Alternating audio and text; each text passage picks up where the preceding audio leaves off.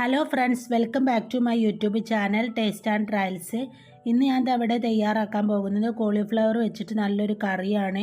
അപ്പോൾ നമ്മുടെ അപ്പത്തിനും ഇടിയപ്പത്തിനും നല്ലൊരു കോമ്പിനേഷൻ ആട്ടെ ഈ കറി. വളരെ പെട്ടെന്ന് തയ്യാറാക്കാൻ പറ്റുന്ന ഒരു അടിപൊളി റെസിപ്പിയാണ് കേട്ടോ. അപ്പോൾ അത് വീഡിയോ മുഴുവനായിട്ട് എല്ലാവരും കാണുക. എന്നിട്ട് എല്ലാവരും ഈ കറി ഒന്ന് ട്രൈ ചെയ്ത് നോക്കി. അടിപൊളി ടേസ്റ്റാണ് കേട്ടോ. അപ്പോൾ നമുക്ക് വേഗം തന്നെ കറി ഉണ്ടാക്കാൻ വേണ്ടിയിട്ട് തുടങ്ങാം. അതിന് വേണ്ടി ഞാൻ അടുപ്പത്ത് ഒരു പാത്രത്തിൽ വെള്ളം തിളപ്പിക്കാൻ വേണ്ടിയിട്ട് വെച്ചിട്ടുണ്ട് കേട്ടോ. അപ്പോൾ വെള്ളം നല്ല രീതിയിൽ തന്നെ വെട്ടി തിളക്കുമ്പോൾ നമുക്ക് അതിലേക്ക് 1 ടീസ്പൂൺ മഞ്ഞൾപ്പൊടിയും കുറച്ച് ഉപ്പും കൂടി ഇട്ട് കൊടുക്കണം. അപ്പോൾ ഉപ്പും മഞ്ഞൾപ്പൊടിയൊക്കെ ഇട്ടിട്ട് നല്ല രീതിയിൽ തന്നെ വെള്ളം തിളച്ച് വരുമ്പോൾ നമുക്ക് കോളിഫ്ലവർ അതിലേക്ക് ഇട്ട് കൊടുക്കുക. കോളിഫ്ലവർ ഇട്ട് കൊടുത്തതിന് ശേഷം ഫ്ലവർ നന്നായിട്ടൊന്ന് തിളച്ച് വരുമ്പോൾ നമുക്ക് അതിൽ നിന്ന് ഊറ്റിയെടുക്കണം. അപ്പോൾ ഇങ്ങനെ ചെറുതാക്കി അരിഞ്ഞെടുത്ത ഫ്ലവർ ആട്ടോ ഞാൻ അതിലേക്ക് ഇട്ട് കൊടുത്തിട്ടുള്ളത്. ഇപ്പോൾ ഫ്ലവറൊക്കെ ഊറ്റിയെടുത്തിട്ടുണ്ട്. ഇനി ആ പാത്രത്തിൽ തന്നെ ഞാൻ 1.5 ടേബിൾ സ്പൂൺ ഓയിലാണ് ഒഴിച്ചു കൊടുത്തിട്ടുള്ളത്. അപ്പോൾ ഓയിൽ നല്ല രീതിയിൽ തന്നെ ചൂടായി വരുമ്പോൾ അതിലേക്ക് പച്ചമുളകും വേപ്പിലും ഇട്ട് കൊടുത്തിട്ടുണ്ട്. അതൊന്ന് വഴണ്ടി വരുമ്പോൾ നമ്മൾ സവാളയാണ് ഇട്ട് കൊടുത്തിട്ടുള്ളത്. ഒരു വലിയ സൈസ് സവാളയാണ് കേട്ടോ ഞാൻ ഇട്ട് കൊടുത്തിട്ടുള്ളത്. സവാള നല്ല രീതിയിൽ തന്നെ ഒന്ന് വഴണ്ടി വരണം. നല്ല പിങ്ക് കളറായി വരുമ്പോൾ നമുക്ക് ഇതിലേക്ക് 2 ചെറിയ തക്കാളി കട്ട് ചെയ്തതും കൂടി ഇട്ട് കൊടുക്കുന്നുണ്ട്. ഇനി ഇതിലേക്ക് നമുക്ക് ഇഞ്ചി വെളുത്തുള്ളിൻ്റെ പേസ്റ്റ് ഇട്ട് കൊടുക്കാം. അപ്പോൾ ഞാനിവിടെ ഫ്രീസ് ചെയ്ത ഇഞ്ചി വെളുത്തുള്ളി ആയതുകൊണ്ടാണ് കേട്ടോ അത് ഇങ്ങനെ കട്ടായിട്ട് കിടക്കുന്നത്. അപ്പോൾ അതും കൂടി ഇട്ട് കൊടുത്തിട്ട് ഒന്ന് വഴറ്റിയെടുത്തതിന് ശേഷം നമുക്ക് ഇതിലേക്ക് ആവശ്യത്തിനുള്ള മസാലകളൊക്കെ ഒന്ന് ഇട്ട് കൊടുക്കുക.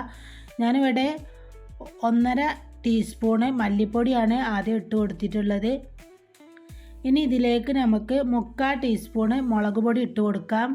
അപ്പോൾ മുളക് പൊടി ആവശ്യത്തിന് നല്ല രീതിയിൽ തന്നെ എരിവുള്ളതായതുകൊണ്ടാണ് ഞാൻ 3/4 ടീസ്പൂൺ ഇട്ട് കൊടുത്തിട്ടുള്ളത്. 1/2 ടീസ്പൂണ് മഞ്ഞൾപ്പൊടിയും കൂടി ഇട്ട് കൊടുത്തിട്ട് ഇത് നല്ല രീതിയിൽ തന്നെ ഒന്ന് വഴറ്റിയെടുക്കണം. ഇപ്പോൾ മസാലയുടെ ആ പച്ച മണമൊക്കെ മാറുന്നത് വരെ ഇത് നല്ല രീതിയിൽ തന്നെ ഒന്ന് വഴറ്റിയെടുക്കുക. ഇനി ഇതിലേക്ക് ഞാൻ 3/4 ടീസ്പൂൺ തന്നെ ഗരം മസാലയും കൂടി ഇട്ട് കൊടുത്തിട്ട് ഒന്ന് മൂടി വെച്ചിട്ടുണ്ട്. ആ സമയം ഞാൻ കുറച്ചധികം ബദാം വെള്ളത്തിൽ കുതിർക്കാൻ വെച്ചിരുന്നു കേട്ടോ. അപ്പോൾ അത് നല്ല രീതിയിലൊന്ന് പേസ്റ്റ് ആക്കിയിട്ട് നമുക്കൊന്ന് അരച്ചെടുക്കണം. ബദാം അല്ലെങ്കിൽ കാഷ്നട്ട് ആയാലും കുഴപ്പമില്ല. ഇനി ഇതിലേക്ക് ഞാൻ നല്ല തിളച്ച വെള്ളമാണ് ഞാൻ 1 ഗ്ലാസ് നല്ല തിളച്ച വെള്ളം ഞാൻ ഒഴിച്ചു കൊടുത്തിട്ടുണ്ട്. അപ്പോൾ നമ്മൾ പച്ചവെള്ളം ഈ സമയത്ത് ഒഴിക്കരുത് കേട്ടോ. അപ്പോൾ നമ്മുടെ മസാലൻ്റെ ആ ടേസ്റ്റ് മാറും. അപ്പോൾ നല്ല തിളച്ച വെള്ളം ഒഴിച്ചതിന് ശേഷം അത് നല്ല രീതിയിൽ തന്നെ ഒന്ന് തിളപ്പിക്കാൻ വേണ്ടിയിട്ട് വെച്ചിട്ടുണ്ട്. മസാല ഒന്നുകൂടി ആ വെള്ളത്തിൽ കിടന്ന് നല്ല രീതിയിൽ തന്നെ ഒന്ന് തിളച്ച് വരണം. ആവശ്യത്തിന് ഉപ്പ് കൂടി ഇട്ട് കൊടുത്തിട്ടുണ്ട്. എന്നിട്ട് മൂടി വെച്ച് അതൊന്ന് തിളപ്പിച്ചെടുക്കുകയാണ്. ഇത് നല്ല രീതിയിൽ തന്നെ തിളച്ച് വന്നാൽ നമുക്ക് ഫ്ലവർ ഇതിലേക്ക് ഇട്ട് കൊടുക്കണം.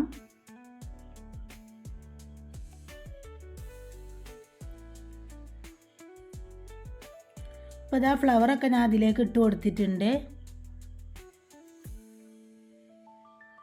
എന്നിട്ട് ഇതിലേക്ക് നമ്മൾ ബദാം അരച്ചെടുത്ത പേസ്റ്റാണ് കേട്ടോ അതിലേക്ക് ഇട്ട് കൊടുത്തിട്ടുള്ളത്.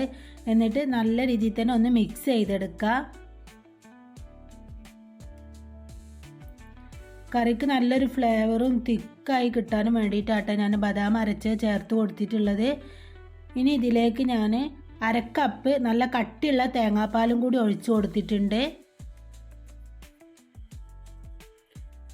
ഇപ്പോൾ തേങ്ങാപ്പാൽ ഒഴിച്ചതിന് ശേഷം ഇത് നല്ല രീതിയിൽ തന്നെ തിളക്കാൻ പാടില്ല കേട്ടോ. ഒന്ന് നല്ല എല്ലാ ഭാഗവും നല്ല രീതിയിലൊന്ന് ചൂടായി വന്നാൽ നമുക്ക് ഇതിലേക്ക് മല്ലിയില ഇട്ട് കൊടുക്കണം. ഇപ്പോൾ തന്നെ നമ്മുടെ കറി ഏകദേശം തിക്കായി വന്നിട്ടുണ്ട്. ഈ സമയത്ത് നമുക്ക് മല്ലിയിലയും കൂടി ഇട്ട് കൊടുത്തിട്ട് തീ ഓഫ് ചെയ്യണം. ഇപ്പോൾ നമ്മുടെ സിമ്പിളായിട്ടുള്ള കോളിഫ്ലവറിൻ്റെ കറി ഇവിടെ തയ്യാറായിട്ടുണ്ട്. എല്ലാവരും ഇതൊന്ന് ട്രൈ ചെയ്ത് നോക്കുക. നിങ്ങൾക്ക് വീഡിയോ ഇഷ്ടപ്പെടുകയാണെന്നുണ്ടെങ്കിൽ ഒന്ന് ലൈക്ക് ചെയ്യണം. അതുപോലെ തന്നെ നിങ്ങളുടെ ഫ്രണ്ട്സിനൊക്കെ ഒന്ന് ഷെയർ ചെയ്ത് കൊടുക്കണം. സബ്സ്ക്രൈബ് ചെയ്യാതെ കാണുന്ന കൂട്ടുകാരുണ്ടെന്നുണ്ടെങ്കിൽ ഒന്ന് സബ്സ്ക്രൈബ് ചെയ്യണം കേട്ടോ.